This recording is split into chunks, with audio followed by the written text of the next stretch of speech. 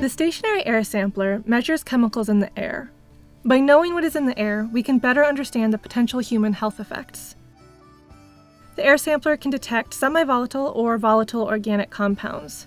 These can include flame retardants and pesticides and polycyclic aromatic hydrocarbons, which are formed through natural and man-made processes. Many of these chemicals can influence human health, but it's the amount of the chemical that determines the degree to which it influences our health.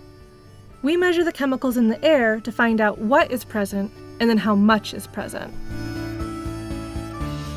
First, pick a location where you have permission to place a sampler. You need to be aware of several different factors when placing a sampler, but ultimately, keep the purpose of your study in mind. If you're concerned about industrial pollution from a nearby factory, you generally don't want to place the sampler next to areas where cars or trucks or equipment are idling, as the sampler will pick up the pollutants being emitted from the vehicles.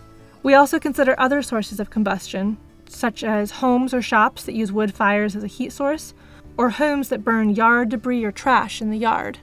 Choose a site that's appropriate for the question you're asking. For example, following the Deepwater Horizon oil spill, we were interested in seeing if chemicals from the oil in the water were going into the air.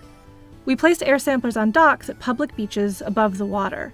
We made sure that the samplers couldn't get wet during high tide, and we made sure that they wouldn't be sampling exhaust from nearby boats or marinas. When you're identifying locations, keep your own safety in mind. Place the sampler in an easily accessible location. Also, make sure you have permission to place the sampler there. The air sampler has 3 main pieces. This is the back of the air sampler. This is the part that can be attached to the post or fence or dock. The second piece is the front of the air sampler, which has little posts that will hold the sampling material in place. These first 2 pieces are what we call the cage. Their only job is to hold the sampling material and protect it from rain and debris. Take this front piece and lay it down flat. You can do this on the ground, on a truck bed, or even a picnic table. Wipe down the front and back pieces with a clean paper towel soaked in rubbing alcohol. This cleans off any dirt and debris on the cage. Put on gloves and remove the passive sampling material from the storage bag, 1 piece at a time.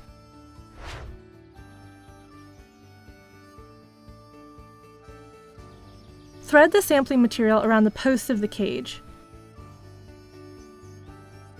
Repeat this step until you've added all the strips of sampling material. Now, attach the front piece of the cage to the back piece. If you're hanging up more than 1 sampler, you need to change your gloves in between each one. Different studies will place the air sampler for different periods of time. Some studies may only need to place the sampler for a few weeks, others may leave it for over a month. At the end of the study, you'll need to return the sampler to the research team. Remove the front piece of the air sampler and lay it flat. Open the provided storage bag and then put on gloves. This specialized storage bag doesn't let air through. Once sealed, the sampling material can no longer sample air and is preserved for analysis. Working one at a time, remove each strip of sampling media, fold it up, and put it in the bag. Seal the bag using the plastic closures and fill out the label. You may want to label the bag before you place the samplers in the bag. It's easier to write on that way.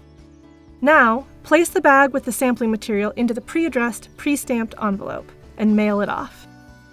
Once the sampling material has been analyzed, you'll receive your results. Your name and information will not be made public, but some of the data will be uploaded into a searchable database so we can learn more about air quality. To learn more about the stationary air sampler or the personal wristband sampler and how they can be used, go to our website, eprep.oregonstate.edu.